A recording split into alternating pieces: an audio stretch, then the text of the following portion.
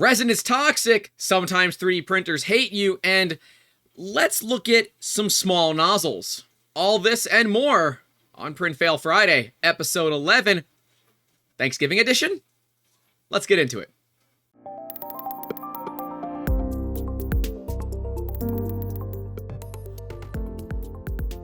Hey guys, thanks so much for joining us, and I'm going to preface this with that I've already watched this video. I will link to it in the description, but only for educational purposes. Under no circumstances should you ever do what this guy is doing.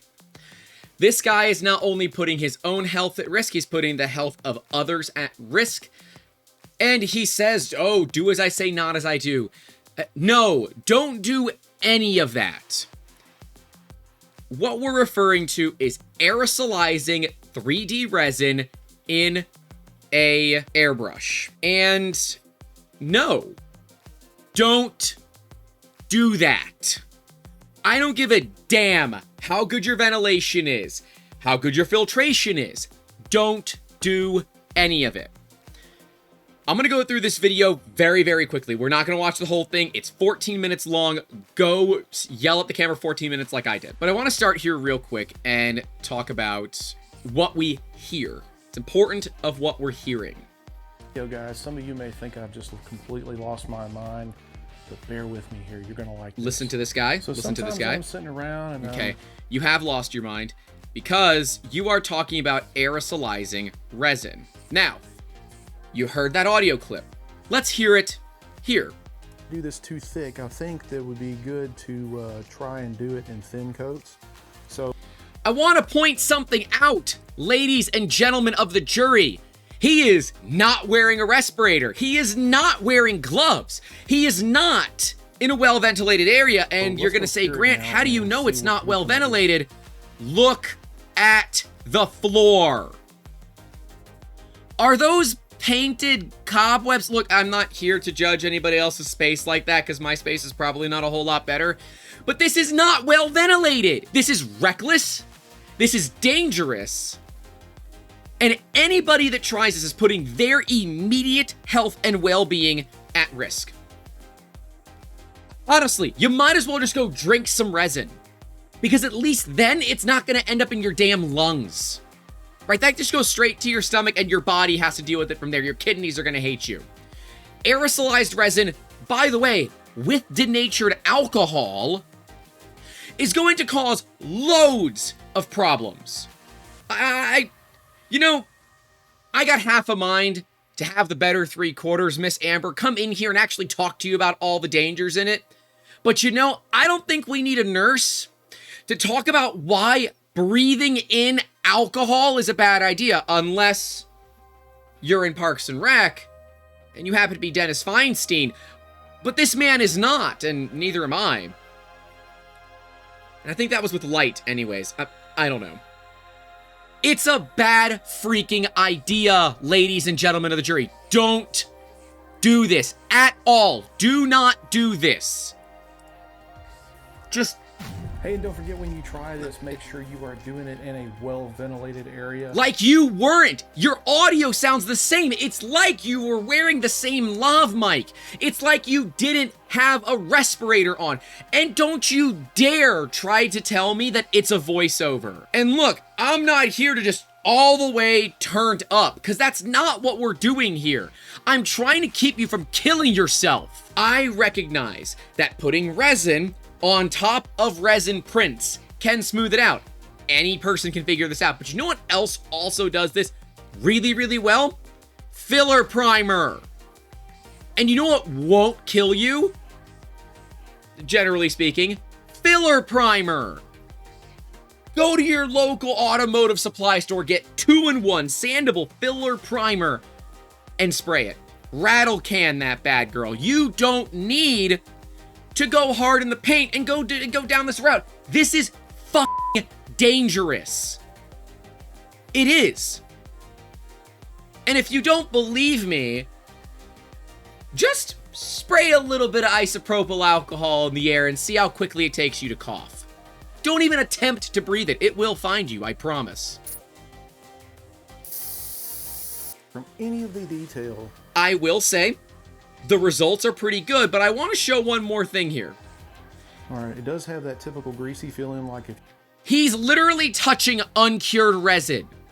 Yes, previously, he did go to cure it, but you did not cure it anywhere near long enough. If it is still tacky, it's still wet.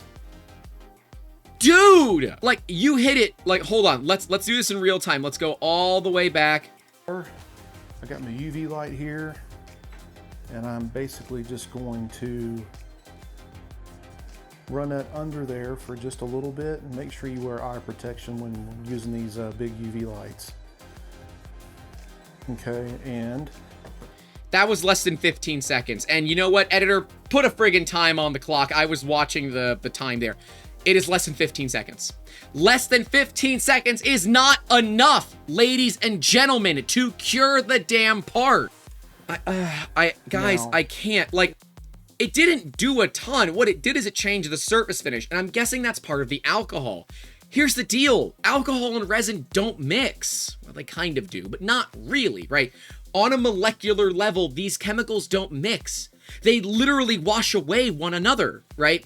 You use alcohol to wash off resin. On this right here, this is coat number 2.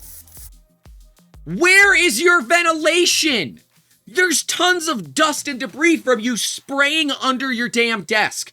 Where is your ventilation? You're atomizing toxic chemicals into the air with no means to not only get it out of there, but continually filter the air that you're in.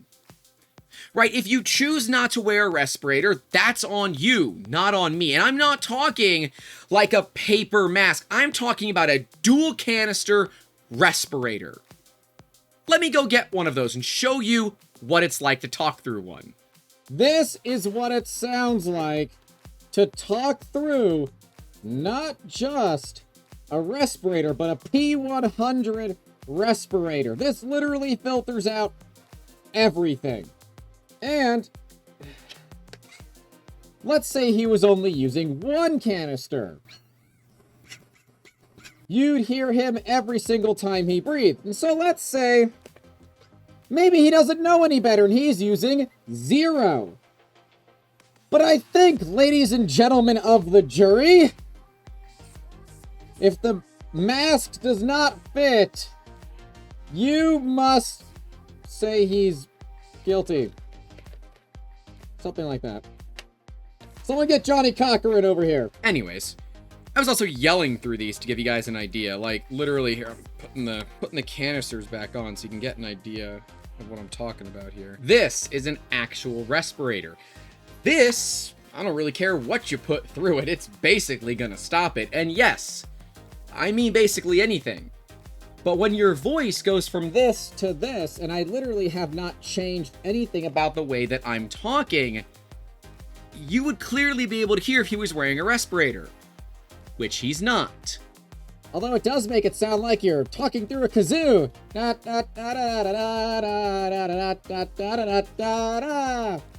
Anyways, enough mask talk. Respirator, really, this is an actual proper respirator. 3M60923 cartridges on this, by the way. These are P100 last I checked. Otherwise known as basically filtering out every gosh darn thing known to man. That would actually protect you. But yeah, guys, this is reckless. It's reckless at best. I get testing, right? I totally understand. If there is no real safe way to do this, you need a medical grade fume hood with multiple stages of filtration to capture all of these particles if you are even going to try this in any remote amount of safety. You could also do this in a commercial grade paint booth if that's something you happen to have access to. But the painters in there will probably yell at you because you're about to contaminate all of their filters. Because remember, this is a hazard and the EPA will find you. And I will kill you. This guy's being crazy dangerous, and honestly, I'm worried. I'm worried for his physical health. But you know what I'm not worried about? This segue to our sponsor, 3D Musketeers. If you want to get your ideas out of your head and into your hands with full art-to-part rapid prototyping and product development, Basically, you want to make really awesome stuff, you can reach out to us, 3D Musketeers. Links will be in that description down below. We offer tons of 3D printing capabilities across a myriad of different services, utilizing tons of different types of 3D printers, you know, quite a few of which are Prusas. We are Prusa fanboys here, and we love that new Prusa XL, which of course is already on pre-order. You can take a look at that video, we'll card to it. Yes, a call to action inside a call to action, that's right! And I'll do one more for you, because, yo dog, I heard you like CTAs. Make sure you leave a like and get subscribed while you're at it. But guys, if you want to support the efforts that we do here at 3D Musketeers, you can do so directly over at Patreon, which is patreon.com/3D Musketeers, with tiers starting as low as $1 to support us making awesome. If you want to get your name in those end credits, it's a $5 tier or higher, and $10 gets you the ability to come and hang out with us, where we, you know, make awesome stuff in our Discord. You get to kind of see some behind-the-scenes stuff that not everybody else gets to. Anyways, let's look at some of my fails. Because, yeah, I fail too. And I fail a lot. Like many of you, I am not prone to getting everything right every single time. If I was, well, I'd be a robot. Am I a robot? I'm probably at least 30% robot. I have been dealing with our time-lapse printer acting a gosh darn fool, okay? Literally failing parts left, right, and center. So we've been working on a Master Chief bust. Some of you might have seen that video. We put it out Wednesday. Long story there, but we're not going to worry about that. We'll card to that video so you guys can take a look at it. We'll probably throw it on screen right here as I'm talking. I got one bust. It did fail. So this is 5% gyroid infill. This is Jesse PLA by Printed Solid. They are army green, a really great color, by the way. We've got another one that failed, and every single time it's been extrusion issues. You can actually see some light extrusion right there, basically. It's not great. And I played around with everything under the sun. We did higher temperatures, lower temperatures. We even tried moving around to different printers. Now, what I can tell you is that when I don't print the model on the time-lapse printer, it works just fine. But what I can also tell you is the time-lapse printer also works just fine. Now, I say that, yet the print behind me is a failure for the exact reason that we're dealing with. I want to show you guys some filament samples, and we're going to show them on screen here. That is what I am dealing with, and I'm dealing with it on every little bit of filament. So I've been saving the pieces of filament every single time this thing jams up on me. Let's take a look at that. You can see it looks something along the lines of heat creep. It looks like it could be a clogged nozzle, and you might say, Grant, change your nozzle. I did. Not only did it change my nozzle, I changed my heat break, and while I was at it, I changed my PTFE tubing. That is a new fresh piece. That is the piece that was in there. You can actually notice a considerable difference in their diameters. So, cool. Maybe that was part of it. Now, before you go and say, I thought Prusas were all metal. They are. That goes down to the heat break. It does not get into the hot side of the printer. This just helps guide the filament through. It's fine, it's normal, and expected. This is how E3D-V6s work. But you can see on the Dragon that everyone's been going crazy about, we have under extrusion here. We've got clearly it's not extruding properly. And this is the mess I end up having to make. It wasn't great. And then, of course, on my way back to sit down, I knock over a big damn bucket of bolts, which is unrelated to print fails, but that is a fail Friday if I've ever seen one. Just look at that mess. What an idiot. This is not our time-lapse printer, and it's printing just fine. That is our time-lapse printer, and it's also printing just fine. Something cool to note. If we zoom in here, you can see there's 2 hours and 59 minutes left. That has 4 hours and 10 minutes left. These two prints were started within 3 minutes of each other. That shows you the amount of time that a time-lapse adds to a print. Now, we still haven't actually figured out the problem. I thought, oh, okay, maybe this army green specifically needs to be way hotter. we like to run the time-lapse printer pretty cold. And the reason is that if we don't, it creates little blobs and problems when it goes over to make that photo, and I kind of get yelled at by commenters on the internet. But as you can see, the Z-seam is somewhat there. This galaxy purple tends to hide a lot of BS, but when I put it on the side, you can clearly see that Z-seam right there. And mind you, this is a gorgeous part. Like, absolutely gorgeous. And this one is too. I just haven't taken the support material off of it, so while we're here, we might as well do it. Snug supports are basically the greatest thing ever. And there it goes.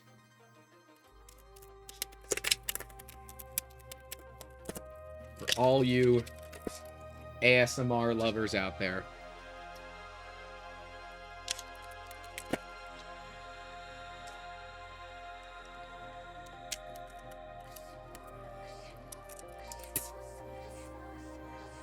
And so it's not like the support material is, you know, some kind of way causing problems. Quite frankly, the support material is in great shape. It peels right off. Sure, it might take a little bit more work in some areas than others, but, you know, it looks pretty damn good. This was not the time-lapse printer. This was, and it also released just fine. So you might say, Grant, you've got a pile of fails. You've got quite a few more failed dragons, and yes, we have had some successful dragons. You guys are going to see these on an upcoming time lapse, so make sure you get subscribed. But successful is debatable. Focus. There we go. So you can see we definitely have some under extrusion issues. So what's the culprit? I've replaced the PTFE, the heat break, the nozzle. Okay, so all the parts that interact with filament inside of an extruder, or inside of a hot end, I guess. I have re-leveled the printer. And by re-leveling, I mean I just did my live Z offset because it's a Prusa, and it doesn't need that. We have tested, and we still have these problems. And to give you an idea, those two printers are running the exact same file with literally the exact same material. These two printers here, so that one and this one here, they're both running identical material from the same batch. So it's not even like a bad batch. You can see there's so little material left on the machine behind me. We basically burned through that entire spool. That's all for the Toys for Tots campaign that we've been working on, thanks in part to IC3D. I don't actually have a good resolution. We're gonna keep playing around. Heat creep might be the culprit, and this may suggest, and there you go, that's actually the 4 Prusas on one shelf all printing at once. That's always fun. Also, for all you clock lovers, that is a old, beautiful mechanical clock that we use for our time lapses. And like, some of these parts are all right. This was a fail. We'll get to that in a bit. But that is not right. It's like the filament is getting stuck and then forcing itself back up the tube. I'm gonna play it could be heat creep, so I'm gonna go ahead and like clean out the fan, blow off everything, and try to figure out what's going on, but I still don't have a good resolution for this. This is the old PTFE liner that we pulled out, at least the cold end side, and it's pretty clean. I would put this back into the printer, and I feel totally fine doing it. And if you guys want to see a video of how to do a PTFE swap on a Prusa, let me know. Might be a good video to do, so let us know down in those comments. But I am still a little perplexed, because I did rip this thing all the way down. I got the hot end out. I took everything apart, and I made sure I put everything back together well. And the fact that nothing oozed out on the purple print should very much explain that, yeah, I did my nozzle change and heat break change correctly. But I just can't help but be perplexed at exactly what's going on here. If you know, let me know down in those comments. I'd love to know. I'm leaning more toward heat creep, but this printer's never had this problem. And something to note, this all started after the Baby Groot. The Baby Groot is wood fill. That's why we changed out the nozzle, thinking, okay, wood fill is mildly abrasive. It shouldn't damage brass too much, but let's change it out. Identical problems. So, I don't know. It could be a temperature thing. we're still going to try, but if you have any thoughts, let me know down in those comments. I'd love to get your opinions on that. One more fail from me. This part is actually the entire subject of our podcast tomorrow, all about designing for success. This is a USF project, University of South Florida. Every semester end, they tend to bankroll the company for a couple of weeks. Thanks, students that don't get your work done on time and need me to do stuff overnight. I appreciate those rush fees. It's wonderful. And you know what? That's why we do what we do. And yes, students do get a discount, so the rush fee isn't that bad.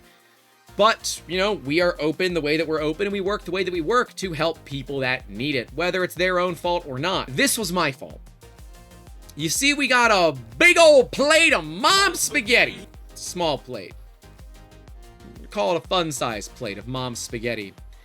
And, it's just completely my fault, and I'm a ding-dong for even doing it.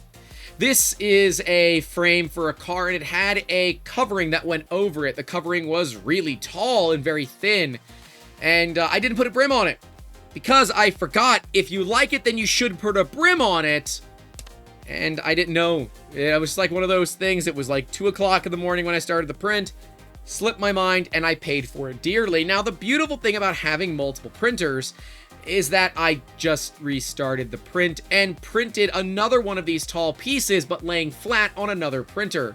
So that not only were we still done in time, we had an extra part for them. I ended up adding a brim, of course. So, kind of a bit of a bummer. But, you know, that stuff happens. Yeah, there you go. You can actually see the part being made right there with the 2 Master Chiefs and some more toys for tots. Yes, my work area is not the cleanest. Come at me. Next, we've got a saga. This is a saga with 1 user, and I want to give a shout out to you, Sephiroth667. What they are doing is a little rough. So they started by going over to a 0.2 nozzle. That alone is going to create a bit of an intermediate to hard mode modifier to what you're printing. And a lot of you might instantly know that what you're looking at is pillowing, and I knew it immediately. Pillowing is caused by not enough top layers. All they had to do is add more top layers, and, well, the top layer looks beautiful. But they were still struggling, and so all this took was a little bit of extra assistance here, right? And I commented, I'd let them know. And this is why we're going to talk about this, because I know a lot of you are looking to experiment with small nozzles. This might be in part due to videos from creators like Geeky Faye and Stefan of CNC Kitchen. We've had Geeky Faye on the podcast, and we'd love to get Stefan on as well, because I think it'd be really cool to talk to other makers and creators out there. But they have both showed the power of a quality nozzle all the way down to 0.1 millimeter diameter orifice, which is stupid. That's the thickness of your hair, generally speaking. That's pretty damn cool if I do say so myself. And this person's saying they had no issues with the 0.4, but when they switched to the 0.2, all their prints have these small bumps and holes on the base. The bed is leveled. Cura nozzle changed in Cura. That way, you know the right sizes. Ender 3v2. Hatchbox black, layer height 0.05, so that's 50 microns. Nozzle temp 185, bed temp 50, print speed 50, infill 20, retraction 5, retraction speed 45, and flow 100%. This is typical textbook pillowing. You don't have enough top layers. If you add more top layers, that will go away. But this is also because you are going way too fast, or you're overheating your filament way too slow when you're making these movements. You need to cool the filament quickly. And Ender 3s are not necessarily known for their amazing cooling prowess. They need some upgrades to get all that nice cool air where it needs to, so you can stop the filament from warping.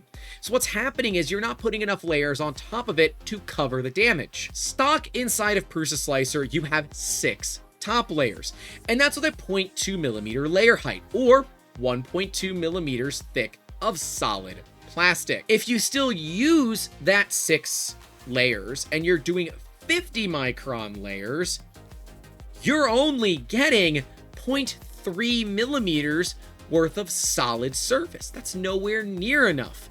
So if you're using really small layers, you really need to add like 10, 15, or even 20 extra top and bottom layers to make sure that everything is happy. So we got that covered. But there's still some questions that we're dealing with. Why is that part quality looking the way that it does? I asked about whether it needs supports or not. It does not appear that they had any enabled, and I don't think that model does need it. I would look at reducing the overall speed, and when you are trying to do detail, speed is not your friend. And then, again, what kind of cooling are they looking at? They took those suggestions to heart, and now we have this. We're still a little blobby, and this is a cooling issue. They're not cooling fast enough. The layers are starting to curl. And so there are a couple of ways to deal with this. You can either turn down your speed heavily, let it cool as you're printing, or you get a better cooler. We can see that we've got some skipping here, either due to a partial jam, heat creep, like I could be dealing with, or freaking dark magic. I don't know, man. Honestly, that printer's in timeout for like the next couple of days, because, man, I don't friggin' know. It's a little frustrating. But this is also frustrating, because you might look and say there are so many things wrong. Start with the cooling. Did I say that? Oh yeah, mess with the retraction. Retraction's good here too, because there are some blobs, but I do believe this is also cooling related. Now, we don't have any further updates from this user, but I want them to know I'm still rooting for you, and hopefully this might help you out a little bit. Take a look at that cooling though. Ender 3v2 doesn't have great cooling. Also, look at that top layer. Looking great. But Ender 3v2s don't have great cooling, so I might look at upgrading it if you're going to be playing around with this. But there's also something to be said about using the right tool for the right job, and resin is, while toxic, of course, better suited for doing minis. Now, I totally say do it. Go for finding the minis. They're a lot of fun to print, and it's a great way for you to learn a tune in your printer. But this is probably an 8 or 9 hour print, if not longer, where something like this in resin would take 3 or 4 hours max. A little bit of this, a little bit of that. We will get there eventually, and I want to thank this user because not many people will reply, right? You give them advice, you hear nothing, you never really know. Anyways, guys, that's all I got for you on this day after Thanksgiving, or Black Friday as they call it in the US. Hope you all have really enjoyed this series. It's episode 11. I'm really enjoying this series personally. I'd love to know if you guys do as well. Let me know down in those comments. And if there's any fails that you want us to review, you can tag us on Instagram, tag us on Twitter, and use the hashtag PrintFail. That way we can make sure that we see it. I appreciate you guys watching this far into the video, and if so, you're awesome. But especially as we get closer to the holiday season, I need you guys to stay safe out there. I need you to make sure that you call your loved ones and tell them that you love them. And I also need you to keep making awesome. Have a good one. I was born into the darkness. You merely accepted it. Hey, thanks so much for watching this video, and especially massive thank you goes out to our patrons. Thank you guys for doing what you do, and their names are listed right next to me at the $5 tier or higher. And don't forget, if you want to get your name in those end credits, you can do so by heading over to patreon.com/3dmusketeers, where you can support us for as low as $1 a month. $5 gets you that end credit. Right below me will be the entire Print Fail Friday series, so if you want to take a look at some of the other fails that we've been looking at over the past, wow, almost a quarter of a year. That's kind of crazy. You can do so right below me. Right next to that will be the video series all about maintaining your 3D printers, because, you know, we all could probably use a little more maintenance in our lives. I'll see you guys down in those comments, and in the next one, take care.